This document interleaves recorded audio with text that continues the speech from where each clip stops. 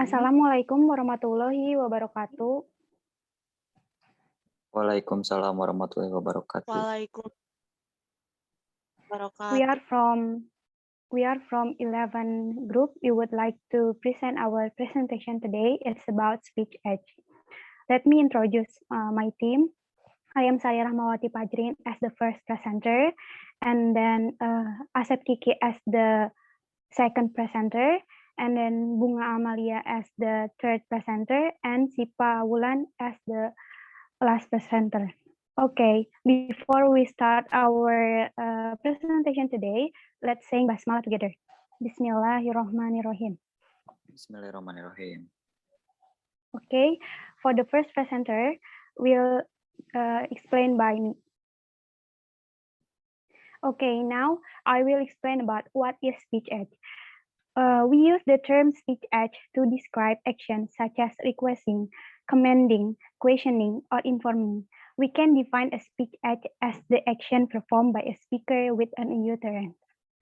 Jadi speech edge itu adalah tindak tutur, di mana untuk untuk menyebutkan permintaan, menyuruh, atau bertanya atau menginformasikan sesuatu kepada orang. Dan speech edge itu biasanya ucapan. Namun di beberapa hal speech edge juga bisa dalam bentuk tulisan seperti ucapan dalam greeting card atau dalam kartu ucapan lainnya. Next. Austin in the 1962, who founded the modern study of speech edge, recognized that this sort of list could be extended to several hundred. The first, there is a statement like, I live in Edinburgh for the 5 years. For order, pay this bill immediately. And for the question, where are you from? Prohibition, no right turn. Greeting like hello. Invitation like help yourself. Congratulations like happy new year. And then apologize like I hereby apologize as required by the magistrate. And next.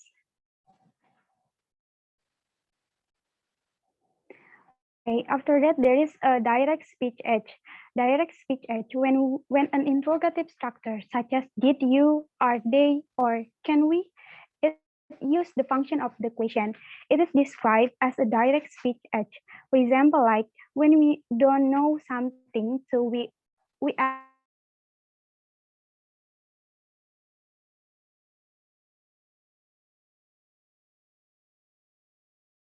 langsung. Jadi biasanya ini untuk mengetahui sebuah informasi atau untuk menanyakan sesuatu, tindak tutur untuk menanyakan sesuatu gitu. Untuk memperoleh informasi seperti can you ride a bicycle? Seperti itu. And then after that, next.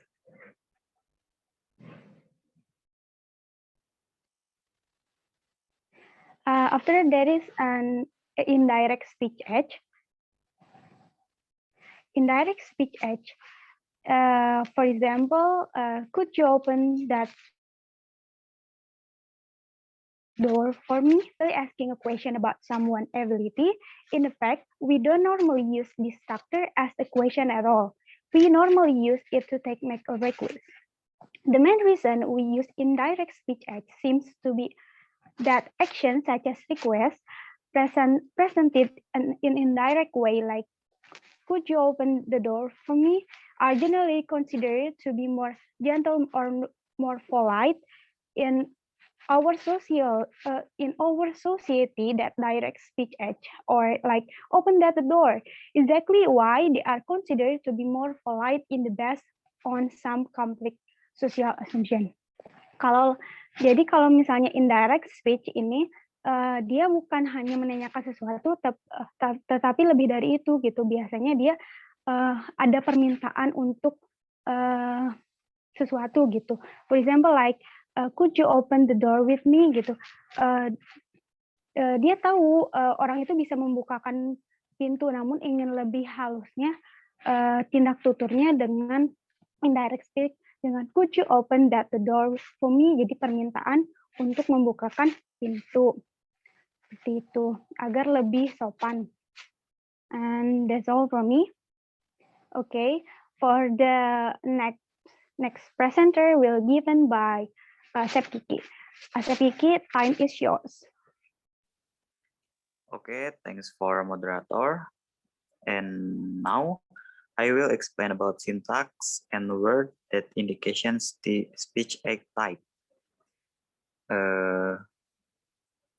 When a sentence type is used in the performance of speech acts different from their default kind, we have what are called in direct speech acts. For example, could you put the lid on that one to your right? But perhaps through similar reasoning having been gone through, the form could you blah blah blah has become an idiomatic way of making a polite request, just as why not blah blah blah is an idiomatic way of making a suggestion. Okay, that's all from me. I'll bring back to moderator. Okay, thank you, Asep Kiki. Okay, for the next presenter will given by Bunga Amalia. Bunga Amalia, time is yours. Okay, thank you for moderator. Now I will explain about the content in the speech act. The content in the speech act is the meaning of the sentence that is spoken. Jadi, konten di sini adalah makna dari kalimat yang diujarkan atau diucapkan. Di sini ada dua contoh. The first is pay this bill immediately, and the second pay this bill immediately and receive a 2,50 pound sterling from payment discount. Jadi, the meaning of the first example is required to settle the bill immediately. And the second, the meaning of the second example is required to settle the bill immediately and will receive a discount of 2,50 pounds sterling. And the fourth, for the characteristic that differentiates speech act from one another. Fourth is mainly about the different ways the content proposition are involved in speech act. Okay, thank you for moderator. Okay, thank you, Bunga Amalia. And for the last presenter will given by Siva. Siva, time is yours. Okay, thank you, moderator. I will explain about expressive.